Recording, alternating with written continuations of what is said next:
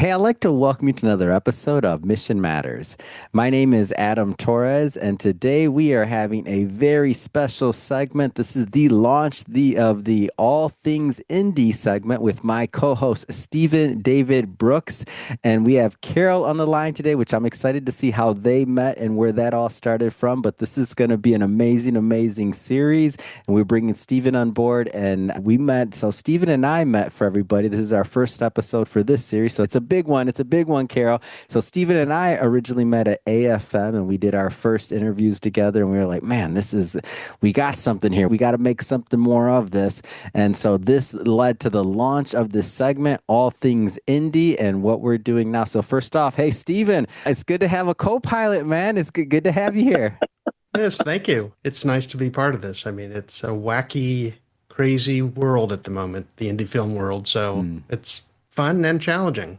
So, Stephen, a lot of things you've been in film now. For those that didn't catch some of our earlier segments, like roughly how long you been in film? It's been decades, right? Yeah. Decades. And in the back, just so for some context for everybody that's tuning in for this first episode, what some of the posters in the back, these are, tell us a little bit about that. Yeah, over my right shoulder is Heads and Tails, which was my first feature as a writer-director. And actually, the last screening of that was at the DC Independent Film Festival that Carol founded in Washington, D.C. That ended my festival run. To my right on that angle, the Mangler, is my first professional writing job. Director Toby Hooper hired me to adapt a Stephen King short story. Stephen King approved my pitch and approved my script and gave script notes through the whole process. And at that point, I was the first Stephen King approved screenwriter because he had script approval from then on. I didn't know that. Yep. And to my left, you see a bit of Flytrap, which was a feature I wrote and directed, which is available on all the streaming platforms except Netflix, Amazon, Tubi, et cetera, et cetera. And the other poster there, Heartland Horror Chronicles, is a film I'm in post on now called Appleseed, which is part of this trilogy called the Heartland Horror Chronicles about terrible things that happen in rural Ohio. And for everybody watching, all the movie posters behind me, I haven't had the privilege to make films like Stephen. These are all his too. So the ones behind Adam. I'm not trying to be a poser here. The ones behind me when we were creating the design and layout, Carol, I was like, all right, Stephen, well, I'm a podcaster. I haven't made any movies yet. One day, hopefully, I'm hoping to get into it. But I'm like, we need something behind me. I want to look cool too. So what's behind me, Stephen? Because you got to throw this out real quick. To your right, there's Spiders 2 and Spiders, which I wrote after The Mangler.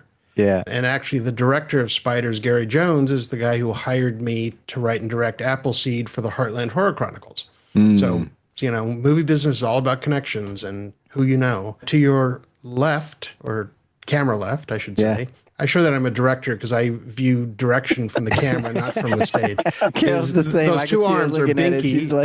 Binky is a short I wrote and directed that screened the Shorts Corner in Cannes in 2014. And the other poster is Spontaneous Combustion, which was my first job as a visual effects supervisor and second unit director. And that was also, I was hired by Toby Hooper, who later hired me to write The Mangler. So again, relationships, crucial to the film business.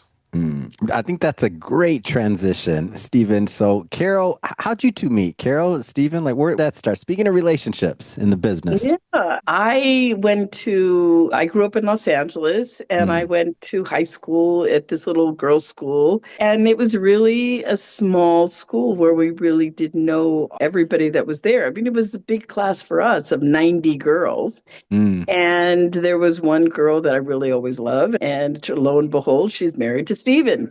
And so that's how we started. We met at the AFM, I think, for the first time. And then later on, we would hang out before and after. I remember, everybody joining down at your mother-in-law's apartment down at the beach. Oh, anyway, yes, the condo, it's all within the family. Right. That's awesome. Stephen, why Carol is inviting her onto the show as a first guest. Like, talk to me about that. Like, to me, that's an honor. Carol, I hope you feel the same. It's a big honor.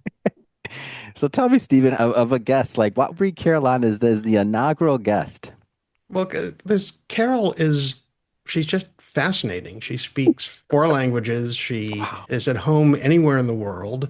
And she's the only producer I know who's actively still making what I would call art films, films that are about something. AFM is mostly action, horror, that kind of thing. And she's making more elevated films. And a lot of her films are international co-productions, which I find fascinating. And she's got her hands in everything, and she's very knowledgeable about the business, how to survive, how to thrive, and how to create wonderful movies. So Thank you, that's why. Steve. And she's a really nice person. I'm in. I feel the energy. Carol, speaking of, you said you're from Los Angeles. Yeah. How'd you get into the business? Like, give us some of the backstory.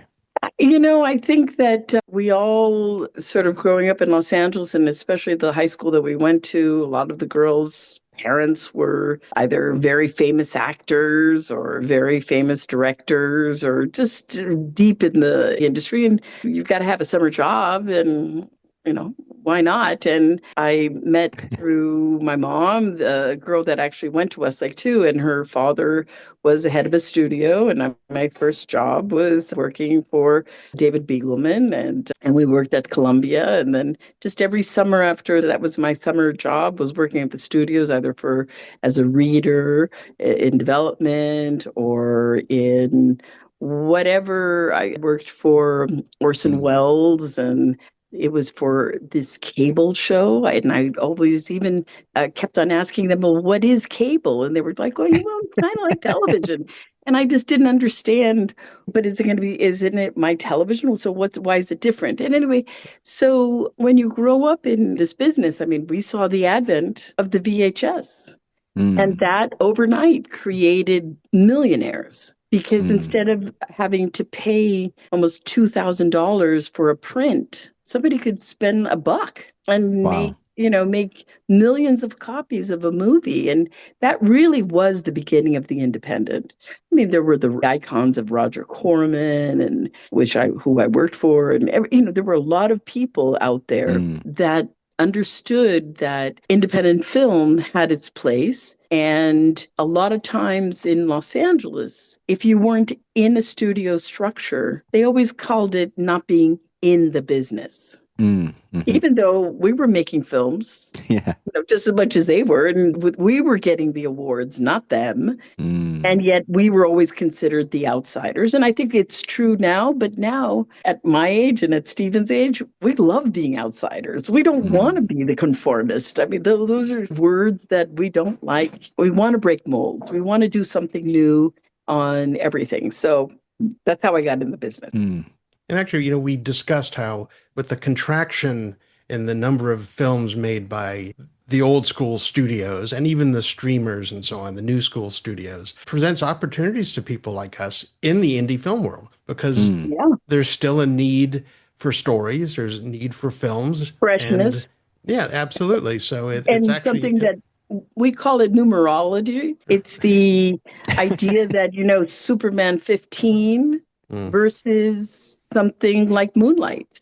Right. There's think about what's better and what's fresher. Do you give it an Academy Award to Superman 15, or do you give it to this little $1 million movie about a little black boy in Miami? And so I think it's what wakes me up in the morning and keeps me going is just always seeing something that's fresh and eating it. And we dine on these wonderful stories that independents are able to create. Right. It's story versus spectacle.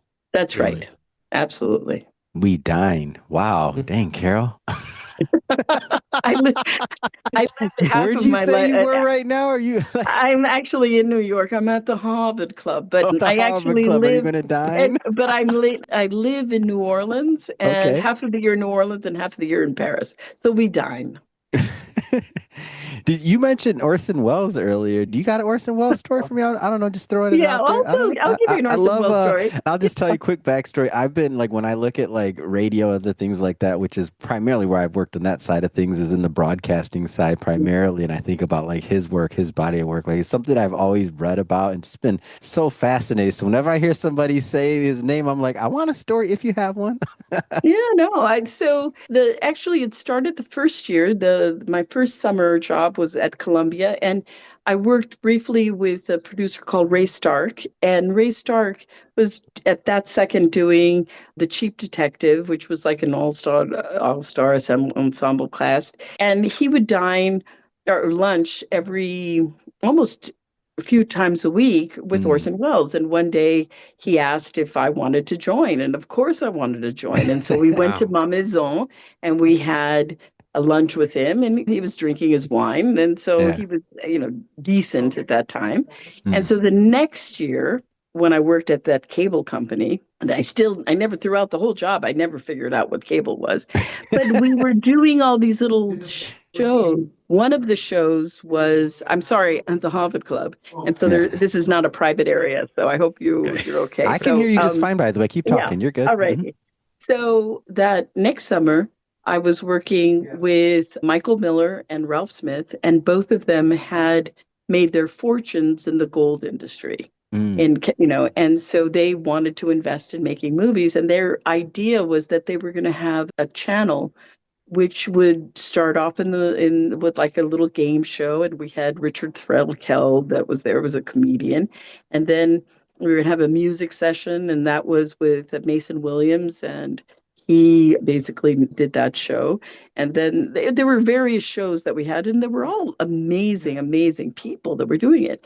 Yeah. But the concept was like an Ed Sullivan type of thing, that throughout the interstitials between each of the shows, there would be an Orson Welles who would present each of, and now we present to you with that gorgeous voice, the show. So my job was to go down and talk to him, and it was at the end of his career, and he was just the most bitter, mean man you could ever imagine. And he just couldn't be kind. And my job was, I was 18, and he was everything my boss wanted me to present to him, to make a Janssen's History of Art, and that he would narrate, and we would do all this series, and he'd go, "That shit of a book, I don't want to do it." Anyway, so if his family doesn't like the way I portray him, so what? He was mean. You were 18 too. You're a baby, so that's just traumatizing. If I was 18 hearing Orson, I'm a man, and if I was 18 hearing Orson Welles' bellowing voice yelling at me saying that shit, I'd be like, okay, I'm scared. Sorry. Yeah, I backed out. I would too. I'd do it now, probably. I'd still back out now if I heard that big old voice yelling at me. I did. That's also an important lesson. I mean, maybe his career was where it was. It was at the very end, but also because he was so unpleasant to work with. The year before, I think he had hopes when we were working in the studio system. He had hopes that something could happen, but now he, sort of like the Ma Maison. No, what wasn't Ma Maison? What was that Paul Masson wine? The worst wine in the history of mankind, and he had to do those commercials. We will not accept wine before it's time, whatever that. But he was doing it for the money, and I felt that he was doing this for the money, and I had to pay for it. He just was bitter. And you know what's interesting about this and how it relates to this conversation, I think, in the indie world altogether. And I'd be interested to hear actually both of your takes on this. And so I can't say that this is factual. I don't remember reading this in his biography, but I remember seeing it kind of through a couple different cross references. And it's basically that one of his regrets was that he spent so much of his creative years, like especially when he had a lot of strength before some of the health stuff and other stuff took over, not creating, but on this constant churn to have to raise money to get any film or anything that he wanted to get like out and produce. He spent an enormous, even when he was famous, like super famous already, he spent so much time on that it was frustrating as he got to his older ages because he couldn't do what he wanted to do. So I'm curious on both of your thoughts as filmmakers, like what that's like that thought process. Well, it's the question people always ask, if you made something, how did you get that funded? And you can explain it, and the methodology used will have absolutely no application to any other film. It seems like every film is put together differently. Yeah. It's part of, certainly it's a bit like being a member of Congress. You're raising money all the time. It's kind of what you do just to have that joy of bringing a story to the screen. Mm. What do you You think, know, Carol? I'd I love to have just, your opinion, Carol. yeah, And you also I talk mean, about the international side a lot, so I'd love to hear yeah, you have you chime in. I think that what has given me a lot of peace in this whole very topsy-turvy time that we're having is that I think by having gone to film school Mm. and really realizing, because I wanted to be a director, I wanted to be a Steven, Mm-hmm. but because I was around trusted, wonderful filmmakers that said, Carol, you're a lousy director. Mm. But you know what? You're a great editor and you're a Mm. great producer. And when you have that, you're not going to spend the rest of your life doing something you shouldn't be doing. And you do something that you're spending, even though I've had my ups and downs in this career as well, because the business keeps on changing. Mm-hmm. And one of the things that I always thought when I was early on, I thought, oh my God, chasing this money, if I only had investors and I had the money, I would make all these movies. But it's not true. What happens is that those investors are more than willing to invest a lot of money. This is the golden era. Mm. I have never seen so much money in my life. But there's criteria. Mm. And these are hedge fund managers. They want their return on investment. Mm-hmm. And what a lot of filmmakers want is just a cash cow, somebody who's going to just write them the check. And nobody wants to be treated that way.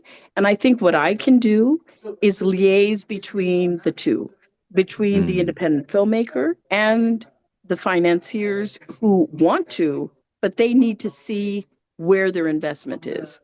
And Mm. so one of the things we said is that we were always being the senior lender for our projects. Mm-hmm. And so we said in November, around about the time that I saw you, Stephen, we said, why don't we create our own senior lending company?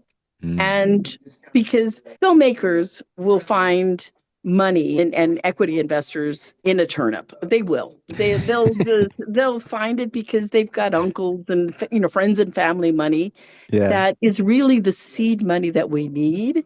And we then can come along and almost provide anywhere from 40 to 70% of the financing of a film in just secured assets. And Mm. so, it sort of gives an independent filmmaker, somebody like Steven, should not be worried about all of this. He should Mm. have somebody on his team that is worried.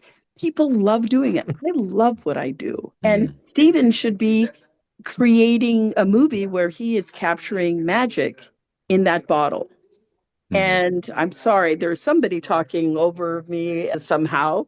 But anyway, so I just think that that's his job as the creative, is to capture magic. Mm-hmm. And if I can help, that's really what I want to do as a producer. Mm. So I'm curious, just as you're talking about the various ways of We're all funding dealing independent with film. So challenges.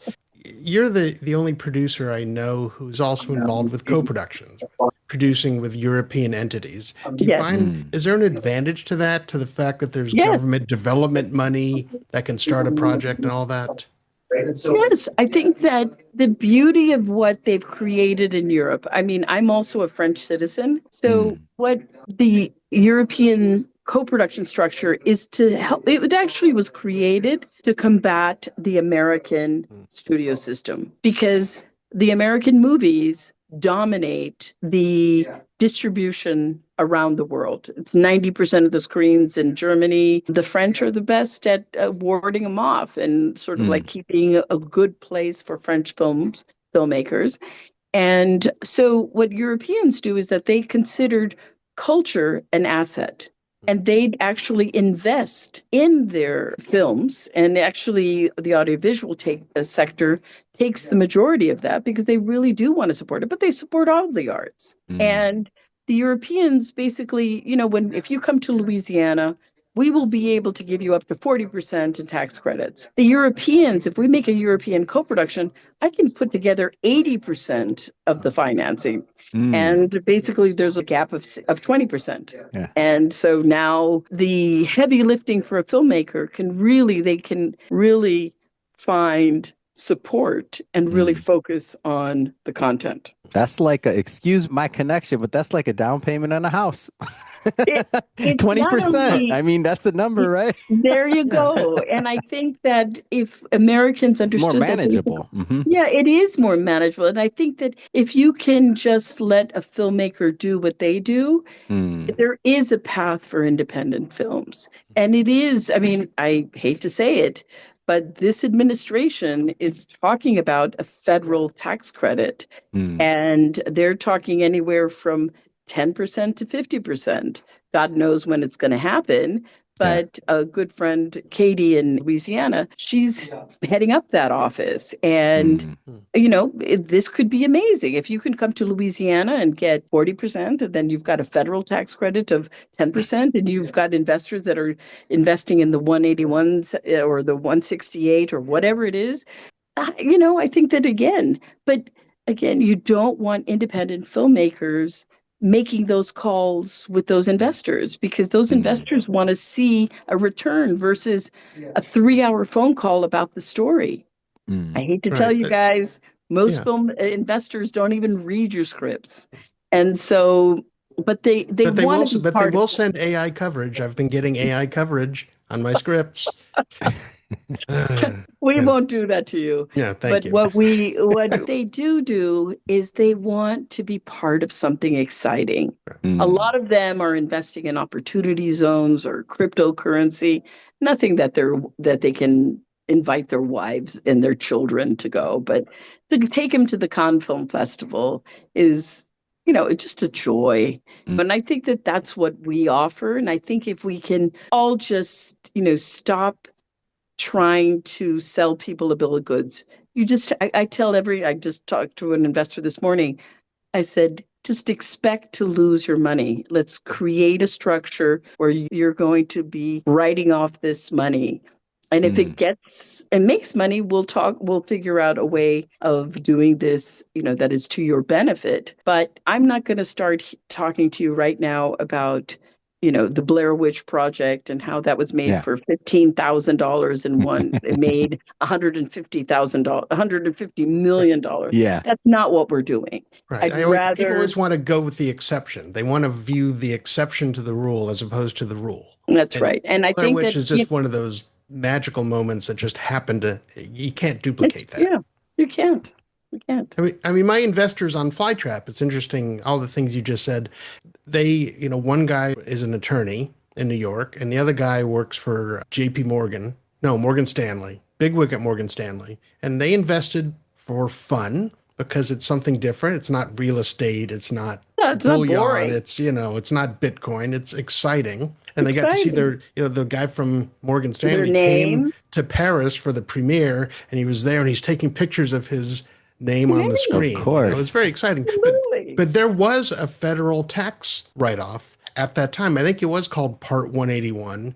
Yeah, It was no, in the the Section tax 8 code, and then 181. it went away, then it came back, but they wrote off their investment. Yeah. And it basically is a depreciation, but I Yeah. don't want to go into that. It's so Yeah. unsexy. I want to keep to the sexy part of the film industry. Mm.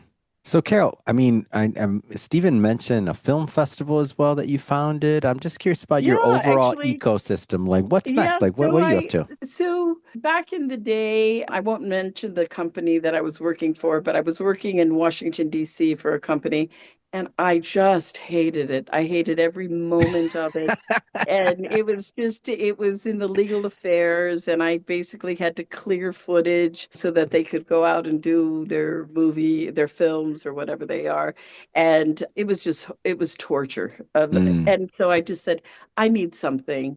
And so I was invited to dinner, and somebody said, there's a local film festival that's leaving.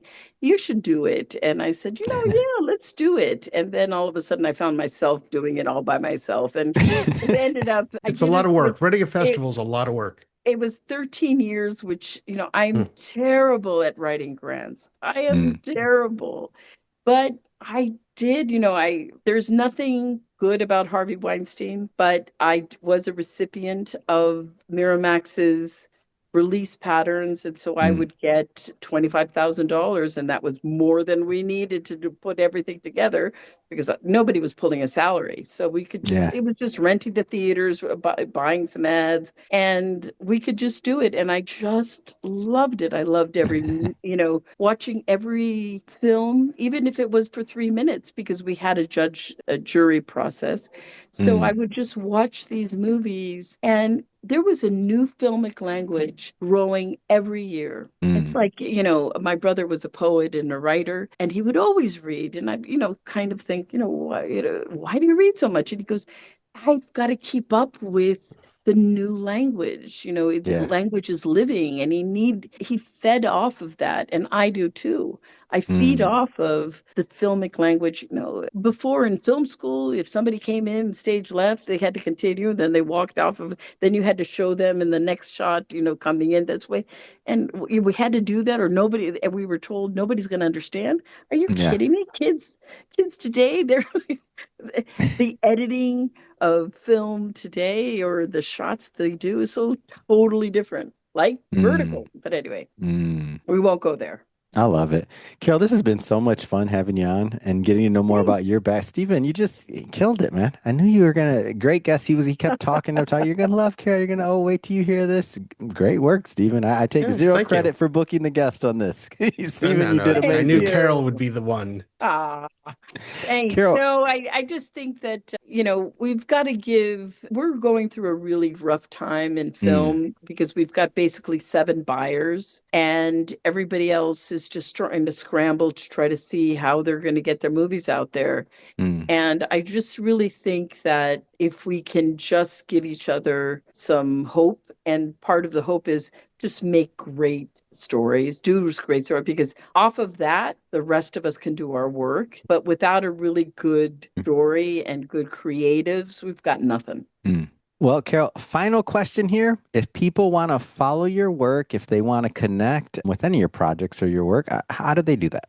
So they can follow us at Media Fusion ENT, and they can follow us also at Serene Prods. What we're doing with the French company is we're coming up with a 6-part series of Degas, Edgar Degas, Mm, and that's an Italian French Louisiana co-production, because Degas' mother was from Louisiana. wow. And so I just think that we all have to be creative on both sides. Hmm. And I think, that's my joy, is to help filmmakers do their thing while I'm having a great time too. Amazing. For everybody listening, just so you know, we'll definitely put that information in the show notes so that you can just click on the links and head right on over and connect with Carol. And speaking of the audience, if this is your first time tuning in, this segment is called All Things Indian. We're so happy that you joined us. Don't forget, hit that subscribe or follow button. Myself and co-host Stephen David Brooks come on here and talk about all things indie, from film to music to you name it. Stephen, man, I appreciate you today. All the hard work. It's been great. Yeah, thank you. Thank you, Carol. It You're was lovely. welcome, It was and just thank like you. having lunch with you. That's right. All right.